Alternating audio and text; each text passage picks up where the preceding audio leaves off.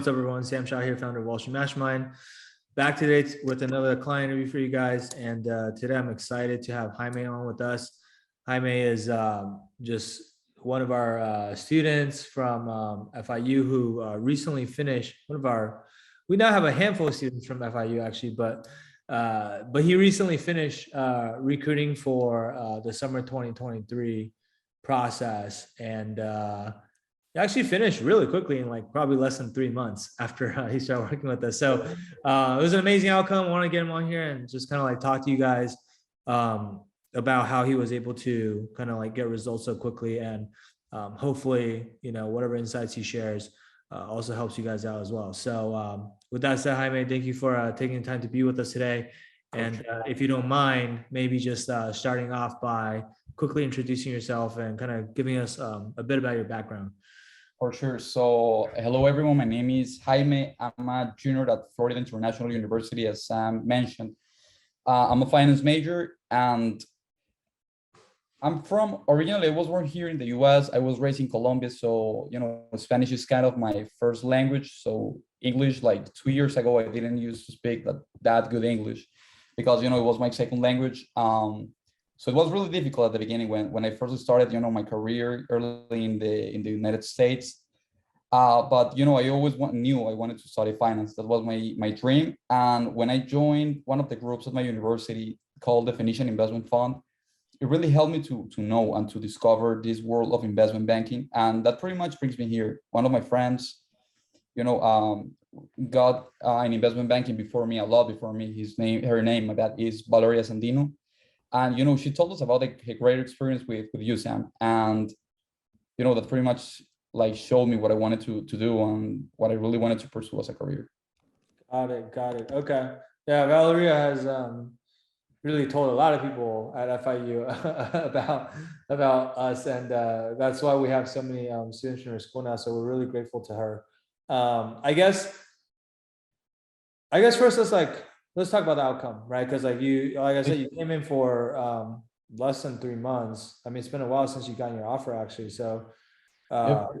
a little over 2 months when you got your offer. And so like, where are you going to be going next summer? And then like, talk to us about like kind of the success that you had after the recruiting process, I guess. For sure. So around 2 weeks ago, like 2 weeks ago, I signed an offer for Credit Suisse, Summer Analyst 2023.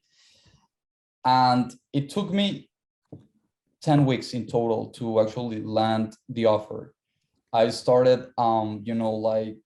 networking for in the first week I got the course, I started studying a lot. Like I was doing more than 40 hours, like maybe 50, only technicals, because I had an interview coming with another company.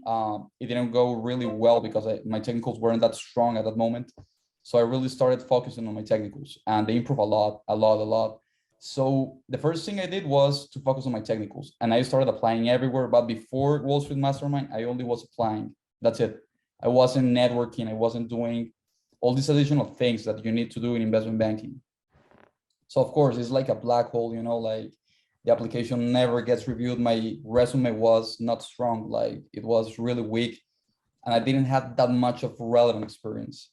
So it was really difficult at that moment. And I was like, yo, maybe I won't get the offer. So yeah, when Valeria told me and another friend of me, Jesus, they both told me that they were getting already, interviews. And I was like, man, it's working. Like it's working for them. So I will give it a try. And I remember they invited you to one of the events in my university to the virtual event. Yeah. And I was like, why would it pay that much? Can I say how much I paid, or is not allowed? I mean, it's kind of different for everyone. So but I mean, sure. So you paid a lot of money, right? Yeah, I paid a lot of money, and I was like hesitant at the beginning because it was like, yo, man, it's a lot of money. What different could he teach me that I could, do on my own? And they told me about all the things that you were, requiring them to get done. And basically that convinced me, man. And I was like, yo, I will give it a try. And yeah, I will start in investment banking, man. I really want to break there. And that pretty much, showed me that, yeah, I was needing help. I was late in the recruiting process. I started in March, and most of my friends were already getting offers. I was worried. So I was like, man, I don't have time. So if I don't have time, I will spend all the time I have to actually make this happen. And that pretty much, like show me, and I started watching all the videos, and I started networking massively, massively, massively. Yeah. So let me ask you a question real quick. Because I feel like we kind of glossed over this, but About when you first heard about the program through Valeria and through Jesus, obviously Yes. they were both working with us already. I don't remember if Jesus had gotten his offer yet back then, but I don't. He might have already, but like I mean he's going to Carlisle, right? And then like Valeria's going to DB, so like you knew, like personally knew a couple of people Yep. that got results to the program, but at the same time, I think the question that you asked is the same question that a lot of people ask when they first like kind of come across us and start maybe talking to our team is like, how big of a difference can it really be? Like why would I pay money for someone to help me prep for recruiting when I can just prep for it on my own, right? So like that is a very normal reaction. And so what I'm curious about is like, you had that reaction, but then you still decided to do it anyway. So what was the thought process to go from like having this reaction to saying, okay, well, I'm just going to do it anyway? It was a really difficult one. To be honest, I took like a week to actually take the decision since, I firstly, since we had the video conversation with Pip with the club, I was really hesitant, but I went to your website and, like to LinkedIn, and I saw how many people were getting offers. And with the success rate of 90% plus, I reviewed your LinkedIn and you had like really good connections. And I saw you were in Morgan Stanley, in Deutsche Bank. So I was convinced, man, like that's good to see someone who not only speaks, but has the experience of actually helping people and be one of be a former investment banker, that's what I wanted to see. And I mean, you even helped in the recruiting process for Morgan Stanley. So you really knew what you were talking about. And that pretty much showed me that, yeah, I should believe this guy. That's what I thought. Like, he knows what he's doing. And he's a former investment banker. He helped 500 students. That's what I think you helped so far. So if 500 people could do it, like, why couldn't I? And yeah, that was my thought process pretty much. And Got it it. was a difficult decision, but yeah. Yeah. So I think that's a really, really good point for people to realize is that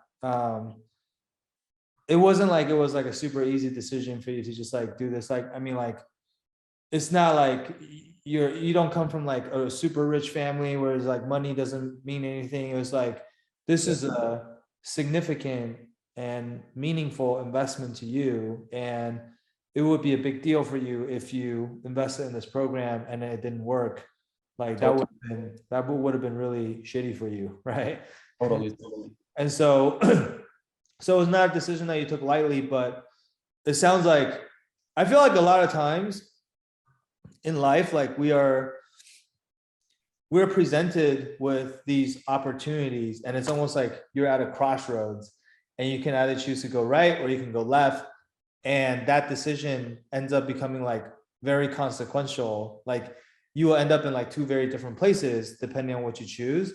And those are always like the hardest decisions to make, right? Because it's so consequential. Like if it wasn't a big deal either way, then like whatever, you can just pick whichever one, it doesn't matter, right? And but I think the way that the way that you approached it, which is you decided to like do your own due diligence, right? Yeah. Look to the website, you probably listen to a lot of testimonials, watch a lot of interviews. Totally. You read like the messages that our clients were sending us, all the screenshots. You looked at my LinkedIn, like you really try to like look for the proof yourself and make a decision yourself.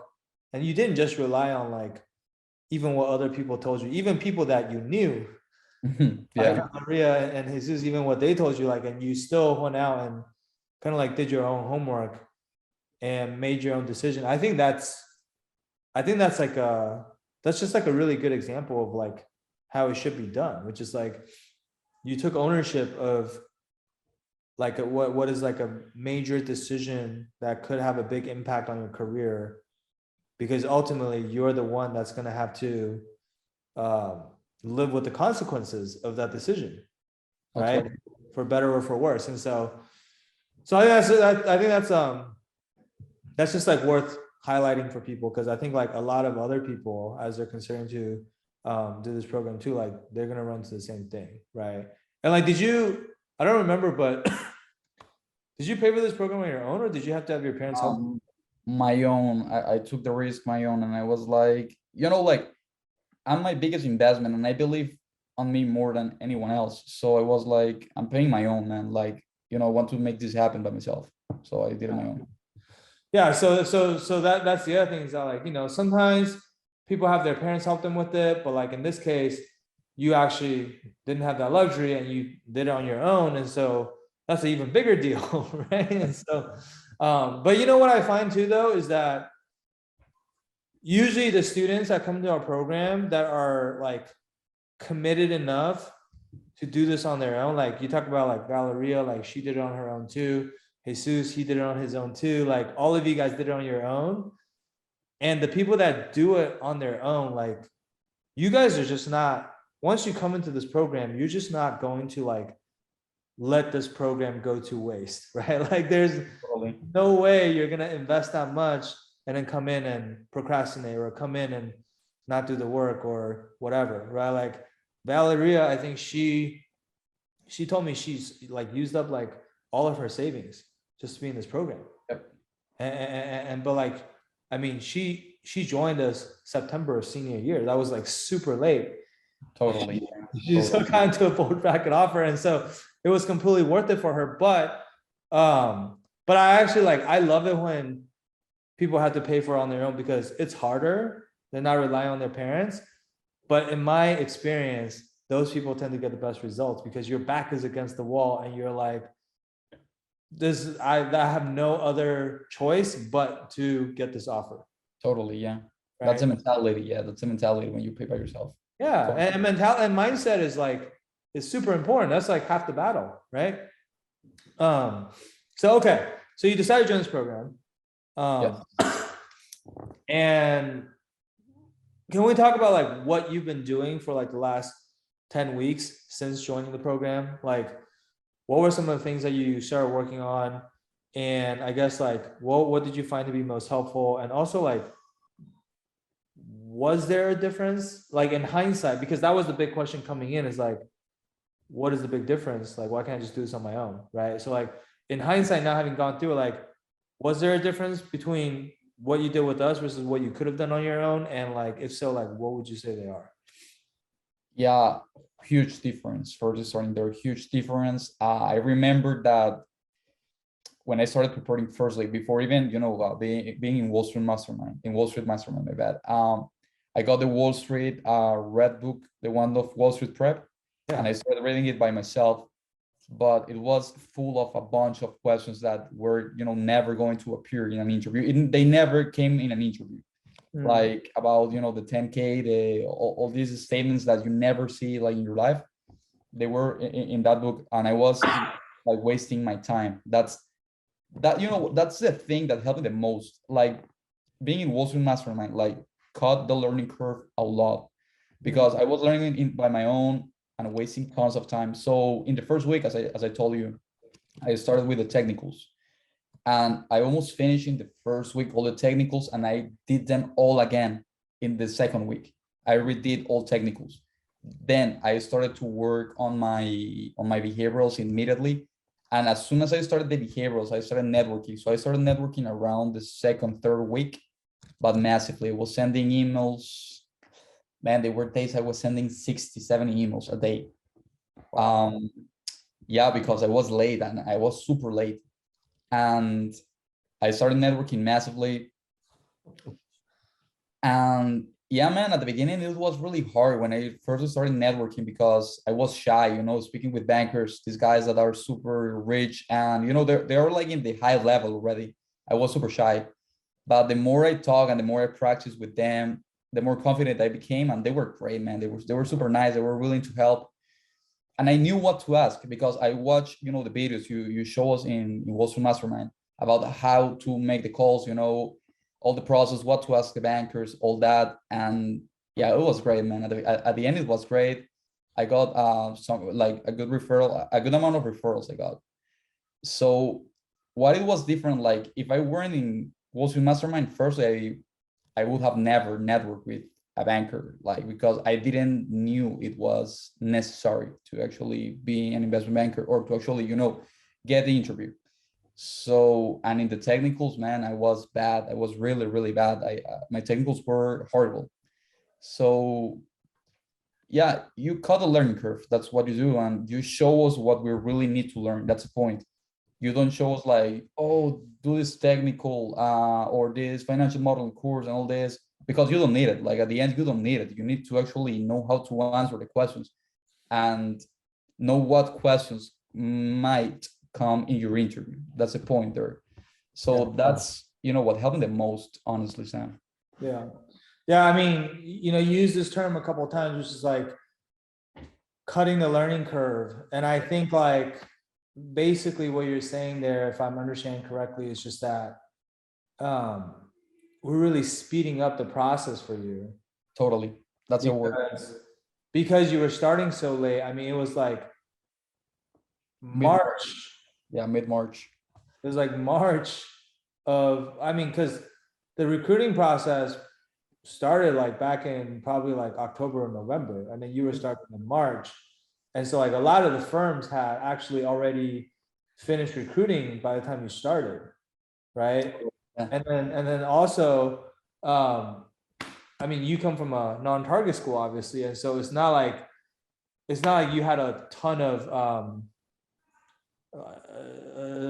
opportunities in the first place relative to maybe like people that go to Ivy League schools or some other schools that banks love to recruit from, right? And so like the name of the game at that point is efficiency. Like it's like, how can you get to where you need to be in the shortest amount of time possible? Because like every day that goes by, there's more banks that are closing. There's more banks that finish recruiting for their class, and spots get filled up. And then like the longer it takes you, the further downstream you're gonna have to go to like smaller and smaller banks, right? And so like it's not even just about like, can you get an offer or not? It's also about like, how good of an offer can you get? And how good of an offer you can get is directly correlated to how quickly you can get the offer, right?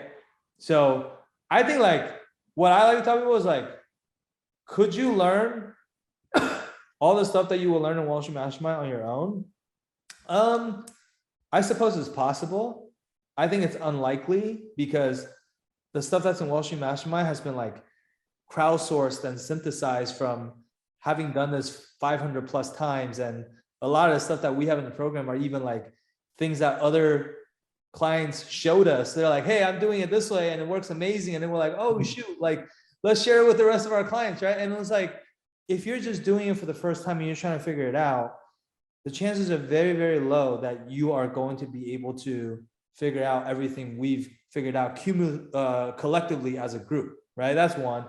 But two, even if you could figure everything out, how much time is it going to take you to get to that level on your own? Versus like, you have to do all the trial and error. You have to make a bunch of mistakes. You got to start over, try again. Like, I've never met a person who's going through investment banking recruiting who has said like, oh man, I have so much time. Like, I don't need this much time. Like, I wish I would have just started later. Like every single person that goes through recruiting is like, dude, I don't have enough time. I wish I had started earlier. Totally. No, totally. So I think, like shortening the learning curve, it sounds so simple and straightforward as an idea, but it's actually like, that is the key to everything, right? That's vital. That's vital. And then so like, it sounds like you got better at networking, you built up your resume, also like you got more relevant experience. Yep. Short amount of time. The interviews, it sounds like you weren't very good at technicals in the beginning, but obviously like in the end you were able to get offers. Like, so like, were you able to like, by the time you like had to go through these interviews, like, did you have all your technicals down then basically? Like, was that easy for you at that point, or like how, Mhm. what level were you able to get to in just like a short 10 weeks, really?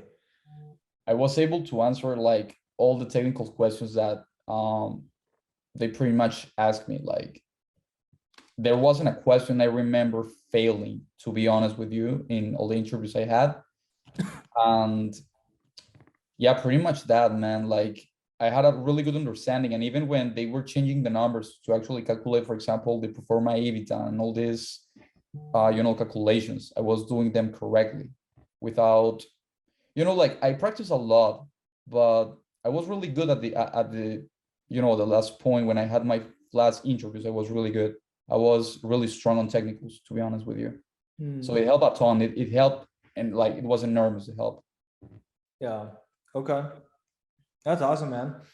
Um, was there anything else about like just your time in Wall Street Mastermind that I don't know, maybe surprised you or wasn't really something that you expected coming into the program? Um, anything like that? Because I feel like a lot of Mhm. people, when they're not in Wall Street Mastermind yet, it's really hard for them to like visualize what it's actually like to be in Wall Street Mastermind. And then like once they come in and they experience it, they're like, oh, like this is actually like different than what I expected. So, like, was there anything like that? Yeah, to be honest, the thing that surprised me the most was the importance networking has, like to actually land even an interview. To, for example, I'm non-target, so it's like 20 or 30 times harder. I don't know how many times, but it's harder. So I didn't know how important was networking. And no one talks about this, like not my friends, no one actually talks about the importance of networking. And that surprised me a ton because at the last point, it makes a difference between getting an interview or not getting it. So that's what surprised me the most. And it also, what surprised me a lot too, the Slack channel you have, like everyone is helping each other. Like that's amazing because I even reach out to some of the bankers that are already in Wall Street from the Wolfpack, Hmm. and they were willing to help. And yeah, it was amazing. That was amazing. Like people trying to help each other because they were at the point where I was currently at that point, and they were helping me.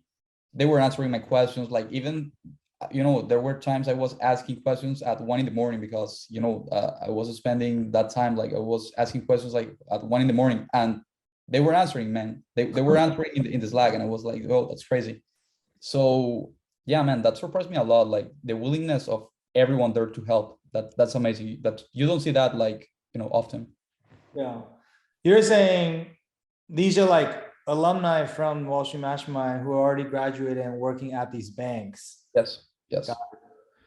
Yeah, I think that is the one thing that surprises a lot of people, which is like I think people kind of outside of Wall Street Mastermind, like if you go on Wall Street Oasis, you go on like anywhere, like people kind of expect investment banking recruiting to be like this cutthroat thing. And then like because like there's so few jobs, right? Compared to the number of people that want these jobs. So like everyone's kind of like trying to help themselves and they don't really want to help other people. And if they help you, they feel like you might take their job or whatever. So there's a lot of like scarcity mindset, going around. And honestly, I mean, I was surprised by this because when I started Wall Street Mastermind, I had no idea that like what the culture was going to become. And if you asked me back then if I expected that people in Wall Street Mastermind would be like so helpful to each other, not even just like alumni helping younger people, but also like even the people that are currently still going through the process, you guys are constantly helping each other out, right? It's like you guys go to an interview and then you'll like add all of your interview questions to the interview database. And then like everyone else that has an interview coming up with the same firm, like they know, oh, these are the questions or whatever, right? Or like even down to like sharing what the higher view questions are, or like sharing like where different firms are in the timeline, or like posting internship opportunities that just got posted. Like people can just hoard that stuff and keep it to themselves, but they actually just share it with the entire, I mean, we call ourselves the wolf pack. Like they share with the wolf pack because I don't know. There's no scarcity in here. I think like everyone like knows and expects that they're gonna get a job anyway, and like everybody's just winning together. And also, I think the beauty of it is that like people understand that Wall Street Mastermind really like what it's becoming is like a professional network. Like in the future, you guys are all part of the Wall Street Mastermind family, and like all of you, like the more successful you all become, the better and more valuable this network is, right? And you guys are gonna know so many people, some of whom you've never even met, but like you're connected to them somehow, and they are working at all the top firms across Wall Street and maybe on the buy side or wherever. To me, it's kind of like how people pay a lot of money to go to business school. Like, oh, I went to HBS, I went to Wharton, I went to GSB. And one of the biggest value, or one of the most valuable things about going to business school is that you now have this network of people that are all going to be super successful in the future. And they say, well, it's not what you know, is who you know, right? Yep.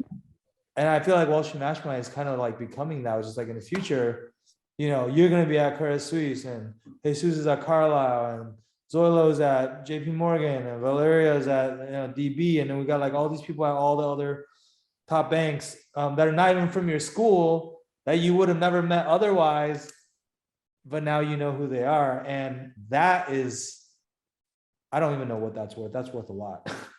Yeah, it is. It is, honestly, it is.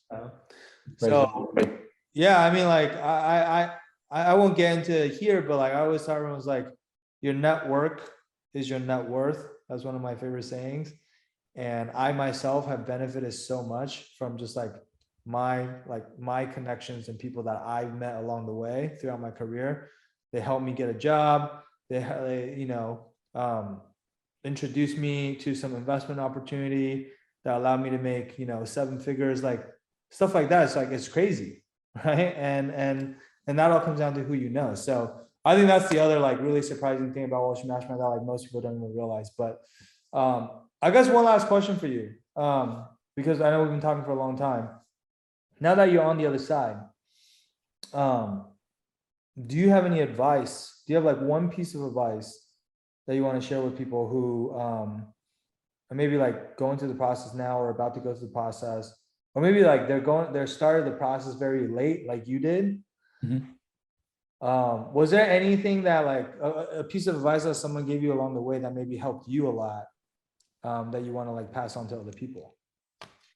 I think the best advice I can give everyone is to work hard. Like, work as hard as you can, because it's possible. At the end, it's possible. Like, I'm the example, and all the 500 students that have done it, are the example of this. It's possible, but it depends on how bad you want it.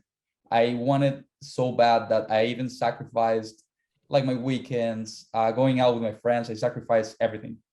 So work hard, man. That's the most important part. If you really want to be an investment banker, work hard. And because you will be working so hard, that in investment banking is even 100 hours plus a week. So like, work that hard. Even in the recruiting process, work that hard, because it's possible. And man, like, it can happen, but it depends on how much you want it, honestly. Yeah, absolutely.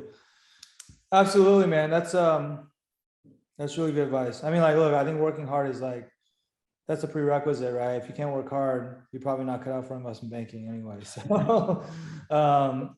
but that's great advice. So, guys, for those of you that are still with us, if you're watching this and you are maybe like going through the recruiting process now, maybe you come from a non-target school, maybe you are struggling with networking, you don't even know you're supposed to network.